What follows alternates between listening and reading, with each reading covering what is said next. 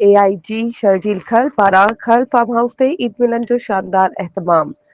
सोबोदेरो जे नामवर ज़मींदार ऐं सिंध पुलिस में पंहिंजी ईमानदारी बहादुरी ऐं पर्दशनासी सबबि सुठी साख रखंदड़ police officer additional inspector general AIG Sharjeel खर पारां खर फार्म हाउस ते शानदार ईद मिलन प्रोग्राम जो एहतमाम कयो वियो।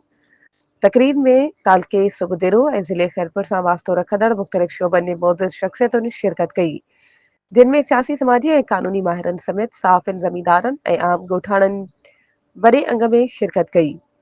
अहम शिरकत कंदड़नि में अली हैदर खर, एडवोकेट आशिक अली शेख, अलहवरायो ख़ान चन्ना, सैयद फ़तेह अली शाह, सरदार अल्ताफ़ ख़ान मशवरी, उस्ताद लियाकत अली कुरैशी, बशीर अहमद चन्ना, शहदाद ख़ान भागत, लियाकत अली सियाल, एडवोकेट मुनव्वर अली शेख ऐं प्रेस क्लब सोबोदेरो सां लाॻापियल साफ़िन इमदाद ओठे, औरंगज़ेब पीरज़ादो ऐं मनसब अली अबड़ो शामिल हुआ।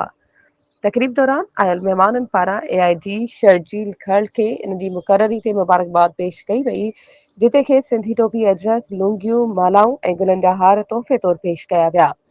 उन मौक़े ते शर्जील खर मेहमाननि जो थोरो मञींदे चयो त मुंहिंजा दरवाज़ा हमेशह अवाम लाइ खुलियल आहिनि ऐं मां पंहिंजी ज़िमेवारियुनि खे बहितर नमूने निभाइण लाइ पुरज़म आहियां। तकरीब जी पुॼाणीअ ते महिमाननि खे रिवायती सिंधी खाधनि सां पज़ीराई ॾिनी वई।